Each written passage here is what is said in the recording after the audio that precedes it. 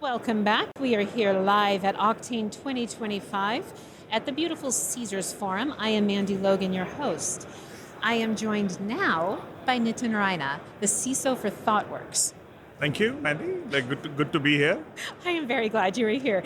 And this intrigues me because ThoughtWorks is at the forefront of AI development and adoption. So this is something you are constantly working on, as well as software development and everything else, being a tech-focused organization. From that perspective, since it's separate than, say, an organization that has nothing to do with technology at all, maybe a dairy farm, but technically they are not focused on this cutting edge side. How has Okta benefited your own company? Yeah, absolutely. Great question. So yes, I think we are doing a lot of innovative, lot of new work, especially around helping organizations in their data and AI journey. Okta, we use it internally, right, as our workforce identity platform and security platform. So it does add a lot of value on securing our workforce, securing their credentials, non-human identities, all of that. But I think the core forefront that I'm seeing now, especially with the AI agents that everybody's using, everybody's building. I think the way Todd just talked about this morning in his keynote, the control, the visibility, and the governance, which even when we are building this for clients, they will expect us to help with that too. So I think there is a massive opportunity for many organizations that are trying to do work on AI, building AI agents to leverage Okta and obviously leverage Thoughtworks as a partner to help build some of these creative and innovative solutions. That's how I would position it.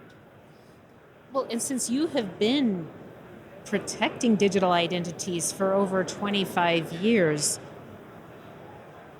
what is this shift that makes, it brings to mind, wow, I can see how great this is going to go? Yeah, I think the shift is there, right?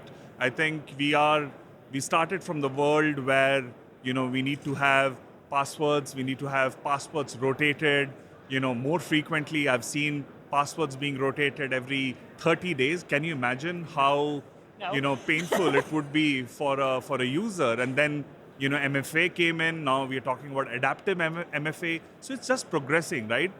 The attackers, the threat actors are getting sophisticated, and so are the defenders. So I personally feel that we're in that location. It's like a cat and a mouse chase where we are trying our best to keep up, but so does our attackers. So on the side for the client, so the individual that needs to be protected, not on the threat actor side. We're not worried about them at all, right? But on this side, in those 25 years, how are you seeing the humans change how they interact with authentication? Yeah, I think the humans used to see identity and passwords as a burden. Now, many organizations, including ThoughtWorks, we are in that journey to use something called as FastPass and passwordless, where we are actually making it easier for our users to actually connect to the core system, access resources that are available, and in a seamless manner. So they don't have to have the burden, right, of remembering, or it's like, hey, did I get this wrong? Did I get this right? I think we are trying to make it easier, but still making sure it's secure. So a lot of those changes has come in many modern organizations where Okta is helping them in that journey. Absolutely. And going back to your comment about the 30-day password timeout, that is something that, now I also co-host on Paul's Security Weekly, and since I'm more involved in the technical or practitioner side of security, that is an ongoing joke that we have, right? About 30-day timeout. Yes. That is just creating more problems. So setting that aside, with multi-factor authentication, how do you see it not going that same route? Yeah, I think MFA is here to stay. I feel the way MFA was brought in, right? We used to use We still use SMS as a factor, not in ThoughtWorks, but you see banks. Yes. You see many Yes. other, and we still find as security professionals, we feel it's not right. I think everybody should be using, like a Okta Verify or a Google Authenticator, things like that, Right. right? Or use your biometrics or device trust. So I think it has made things more from a user experience standpoint. I think it has made things easier for the users, the MFA journey, but it is still, I think it's still evolving. I think it's still evolving in a way where lots needs to be done, where people need to get comfortable and they need to practice. They need to, like, sometimes there is a MFA fatigue. People are like, it's like, hey, maybe this is just coming in because I'm trying to access something from my iPad or my phone. So I think just making sure those controls are baked in an organization, and then people are practicing it is how I feel it. So talking about that, like that intersection of security and user experience, Yeah. going between that, do you have a story you can share about finding kind of a sweet spot? Yeah, I think there are few. So the one which I will talk about, it's again maybe just talking about the fast pass rollout that we are doing, in our organization, and I've been on that fast pass passwordless experience. Just imagine when you are as a user. Now I'm not wearing a security leader hat. I'm wearing a user hat. You wake up in the morning. You either go to work. I work remotely, so I walk up into my home office and I start my laptop. And when I'm connecting, just imagine if you can only press, your biometrics, and because you're on a trusted managed device, you get access to, your apps, your data, the things that you have to do. It's seamless, right? It's secure but seamless. So I think that's what I would say is a win-win situation for our users. Users, they shouldn't be caring about this. What they have to care about is the work that we are doing for our clients, the value that we are adding to our clients, and but we are making sure they do it in a secure way, but just make security transparent. So that's where I think it's a win-win situation for our users and for our security and our IT teams. So that's one story because it's an identity conference, I think I will relate to that and share that. But there are many more, maybe for the future conversations. Now, do customers, I mean, do the end users, I have my own thoughts on this, Sure. but do they care about security? If we are a tech company, we are a tech consulting firm, our users take a lot of pride, Good. and because if you see about Thoughtworks brand, we are a premium software, Yes.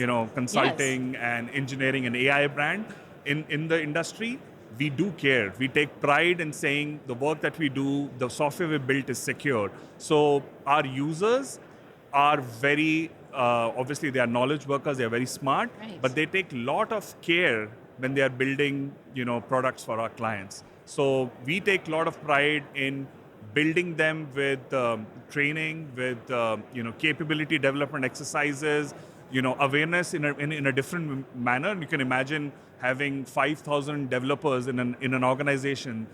They are smart, so you have to find a way to train that smart people. So I think Yes. our users take a lot of pride. They take security very seriously, not just from a tech perspective, but from a human perspective. Because I think the human is still, I see human as the main weakest link. I think we can still get things wrong, but our user base is awesome, and I take pride in that.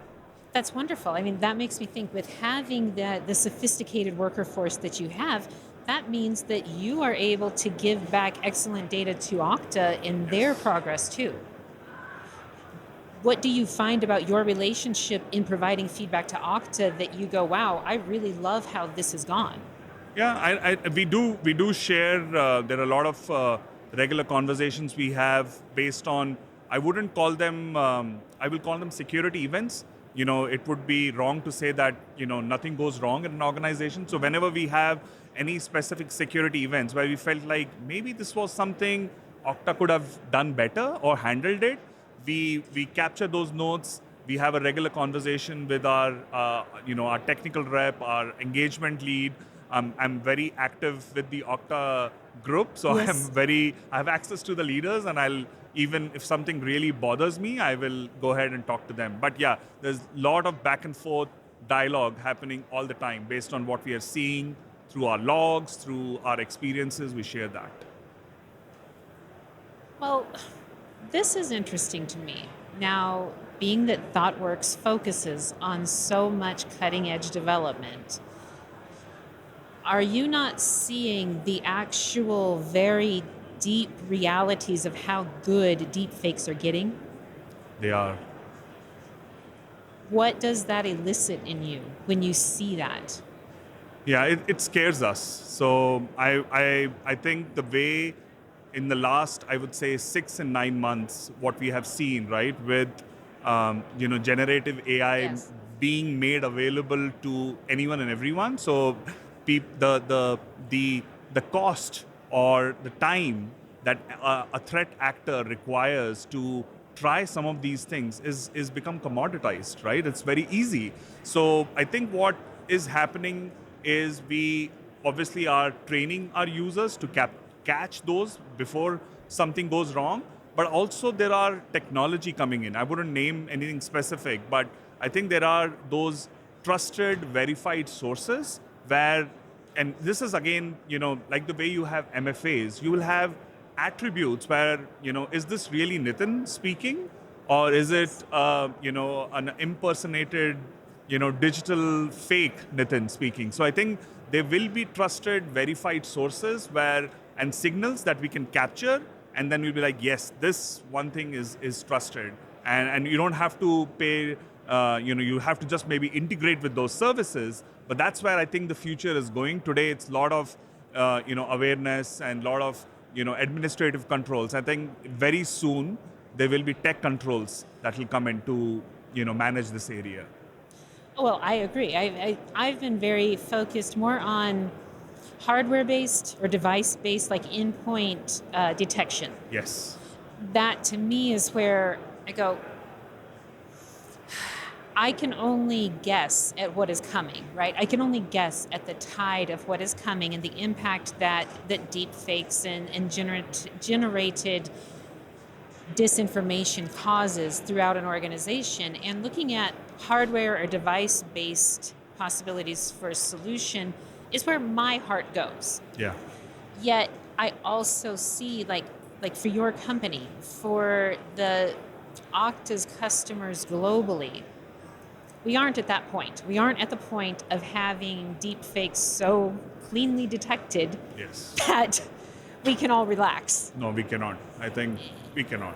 We still have to keep up pace and keep trying, keep experimenting, keep sharing. Right. I feel, and I do. I'm from the Chicagoland area. I'm very active with the community. Yes. So we exchange notes because sometimes you don't know the answer, but somebody else has faced the problem. So we exchange notes, we talk about it, and we learn through this. Well, Nitin, this has been fantastic. I really appreciate your time here and sharing from your stores of knowledge with ThoughtWorks. Um, Now, thank you all to joining us here today as well, and to visit securityweekly.com/Octane to view all of our Octane 2025 coverage. Stick around and we'll be back right after this break with more interviews.